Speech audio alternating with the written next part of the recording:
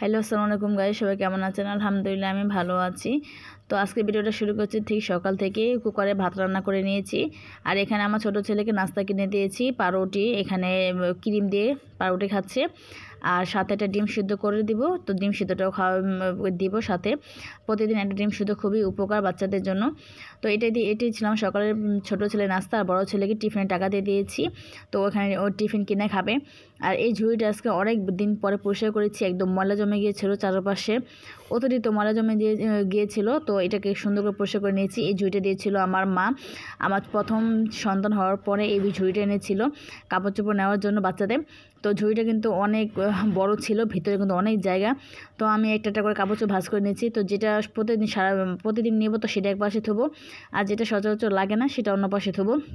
তো ঝুড়িটা কিন্তু আমার অনেকটা হেল্প করে, কারণ কাপড় চোপড়গুলো আমি সব এখানে থুলে একদম ইজিভাবে নেওয়া যায়। টেবিলের এক সাইডে টেবিলের এক পাশে আমি থুয়ে দিই। তো তখন দেখা যায় আমি শুধু নিয়ে পরাইতে পারি। তো আমার একদম ইজি হয়। তো আমাদের এখানে যে কাপড় চোপড় ছিল এগুলো শীতের কাপড় চোপড়, তো এগুলো ভাঁজ করছি। আর আসল কথা হচ্ছে যে ঝুড়ি দেওয়ার জন্য কিন্তু আমি কাপড় চোপড়গুলো নামাই নেই, কারণ কাপড় চোপড় নামানো হয়েছিল একটা কার্ড খোঁজার জন্য। কার্ডটা ছিল আমার হাজব্যান্ডের ব্যাংকের টাকা ওঠানোর কার্ড। তো সে আমাকে বিদেশ যাওয়ার আগে আমাকে এই কার্ডের দায়িত্ব দিয়ে যায় যে এটা তুমি রেখে দিবা, এটাতে পিন নাম্বার দেওয়া আছে। তো সেই পিন নাম্বার তুমি এখানে দিয়ে টাকা তুলবে। তো ওই কার্ডটাকে আমার বলেছিল সাবধানে রাখার জন্য। আর সাথে কিন্তু 2টা সিম দিয়ে গিয়েছিলো, আমার প্রয়োজনীয় 2টা সিম। তো আমি কিন্তু সিম 2টাকে হারিয়ে ফেলেছিলাম কিছুদিন আগে। অনেক দরকারে এই সিম 2টার প্রয়োজন ছিল। তো আমি অনেক খোঁজাখুঁজি করার পরও, অনেক নিয়ত করার পরও আমি ওই সিম 2টা পাই নাই। তো যে কাজের জন্য আমার সিম 2টা লাগছিল তো সেই কাজ আর হয় নাই। তো আমার হাজব্যান্ড বলেছিল যে আর সিম কিন্তু যার সিম তাকে দিয়ে উঠাতে হয়, অন্য কেউ পারে না। তো তখন তো আমার হাজব্যান্ড বিদেশে, তো আমি আর পারি নাই সিমগুলো উঠাতে, আর সেই কাজটাও করতে পারি নাই। তো আমার হাজব্যান্ড তখন বলেছিল আমাকে যে তুমি সিম হারিয়েছো ঠিক আছে, কিন্তু ব্যাংকের কার্ডটা যেন না হারায়, সাবধান। এটা যদি হারিয়ে যায় তাহলে কিন্তু তুমি টাকা তুলতে পারবে না কোনোভাবেই। আর টাকা ব্যাংকে পাঠালে তুমি কিন্তু টাকা উঠাতে পারবে না আমি ছাড়া। তো এখানে তার আবার দেখা যায় বই দিয়ে টাকা তুলতে গেলেও দেখা যাবে যে আমার হাজব্যান্ডের সাইন লাগবে। তো আমি অনেক টেনশনে পড়ে যাই। আমি সকাল থেকে অনেক নিয়ত, অনেক নামাজের নিয়ত, তারপরে মসজিদে টাকা দিব, মানে অনেক রকমভাবে আল্লাহর কাছে প্রার্থনা করি যে আল্লাহ তুমি আমার এই কার্ডটা পাই। কারণ এটা আমার আর্জেন্ট। আমার কিছুদিন পরে আমার হাজব্যান্ড বাইরে থেকে টাকা পাঠাবে, তখন দেখা যায় আমার এই কার্ড দিয়ে উঠাতে হবে। আর আমি কার্ড যদি না পাই তাহলে আমি কী বলবো আমার হাজব্যান্ডকে।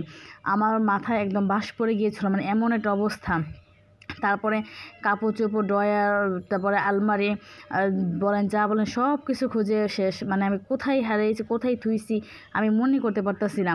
তো আমার কার্ডটা এক জায়গায় থোয়ার কথা ছিল, তো আমি এক জায়গায় না থুয়ে, সেই জায়গায় না থুয়ে আমি অন্য জায়গায় থুয়েছি।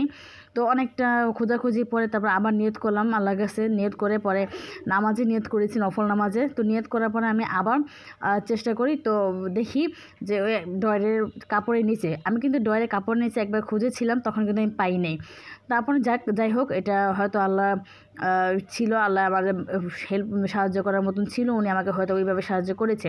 কিন্তু আমি যেখান থেকে কার্ডটা পরে পেয়েছিলাম সে আগে কিন্তু আমার কার্ডটা কিন্তু আমি সেখানে আগে খুঁজেছিলাম, কিন্তু সেখানে কিন্তু আমি কিন্তু পাই নাই।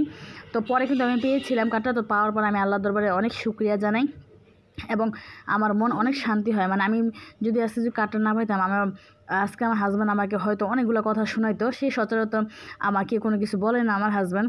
আমি কোনো অন্যায় করে সে আমার সহজে কিছু বলে না, কারণ আমার অনেকটা করে, মানে পছন্দের বলতে পারেন যে অনেকটা পছন্দ করে সে আমাকে। তো আমাকে কোনো কিছু বলতে চায় না। আর আমার একটু জ্ঞানটা কমে, মানে হুশ জ্ঞানটা কম, যে আমি কোন জায়গায় কোনো ঠিকই বলতে পারি না। তো যাই হোক, লাস্টে কিন্তু এই এটিএম কার্ডটা কিন্তু পরে আমি পেলাম। আর পেয়ে অনেক জোরে একটা আল্লাহকে আলহামদুলিল্লাহ বললাম, ধন্যবাদ দিলাম। আর যে নিয়তগুলো আমি করেছি আল্লাহর মতো সেই নিয়তগুলো আমি পূরণ করব। তো সেটাই বললাম যে প্রয়োজনের সময় যদি কোনো কিছু খুঁজে না পাওয়া যায় তাহলে এরকম একটা কষ্ট হয়। আর আজকে যদি আমার হাজব্যান্ডকে যদি বলতাম যে না কার্ডটা না পাইতাম, তো তখন আমি হয়তো সে আমাকে একটা কঠিন কোনো কথা বলতো বা সে রাগ হইতো আমার উপর। তো যাক, আল্লাহ আমাকে সাহায্য করেছে। তো এখানে কিন্তু রান্না হয়ে গেছে, মাছ বোনা হয়ে গেছে। আমি এখানে এই যে ভর্তা বানাবো, মরিচ টেলে নিয়েছি, মরিচগুলো একটু লবণ দিয়ে চটকে নিচ্ছি। পেস্ট একটু ভেজে দিচ্ছি। আমার একটু পেস্টে ভেজে দিলে দেখা যায় এটা রাত পর্যন্ত ভর্তাটা খুব ভালো থাকবে। কাঁচা পেঁয়াজের ভর্তাগুলো দেখা যায় দ্রুত মানে নষ্ট হয়ে যায়। তো আর কাঁচা পেঁয়াজের থেকে দেখা যায় পেস্টটাকে এইভাবে একটু টেলে দিলে আমার খুব ভালো লাগে। আমাদের না, আমাদের ঘরে সবাই এভাবে খায়, তো সেই জন্য আমি করেছি। তো পেস্টটাকে এভাবে করে নিয়েছি। ভর্তাটা কিন্তু অনেক মজা হয়েছিল, মাছ ভুনাটা, তারপরে ভর্তাটা খুবই মজা হয়েছিল। গরম, তার জন্য আমি একটু এইভাবে করে নিচ্ছি, যেহেতু ডালও গরম, পেঁয়াজও গরম হয়ে আছে, তো হাতের সাথে মেলাতে পারছিলাম না, তো চামচ দিয়ে মিলিয়ে নিচ্ছি। তো এভাবে আলুর ভর্তা তারপরে ডালের ভর্তা খুবই ভালো লাগে আমার থেকে। তো এখানে কিন্তু একটু নিচে ভিজা ভিজা ছিল, এটা আমার শাশুড়িমা দেখেনি, বুঝিনি, তো পরে কিন্তু আবার ঠিক হয়ে যায়। তো এখানে এই যে খেতে বসলাম ভর্তা দিয়ে। তো গরম ভাতের সাথে কিন্তু ভর্তাটা খুবই টেস্ট লাগে, খুবই মজা লাগে। কার কার এমন ডালের ভর্তা পছন্দ সবাই কমেন্ট করে জানাবেন। আর খেতে খেতে বিদায় নিচ্ছি, এ পর্যন্তই। সবাই আমার জন্য দোয়া করবেন, আর নতুন কি হলো সাবস্ক্রাইবার করবেন। আর যারা কমেন্ট করেন তাদেরকে অসংখ্য ধন্যবাদ, আর যারা আমার ভিডিও দেখেন তাদেরকে অসংখ্য ধন্যবাদ। তো এখানে চলে যাচ্ছি, আল্লাহ হাফেজ।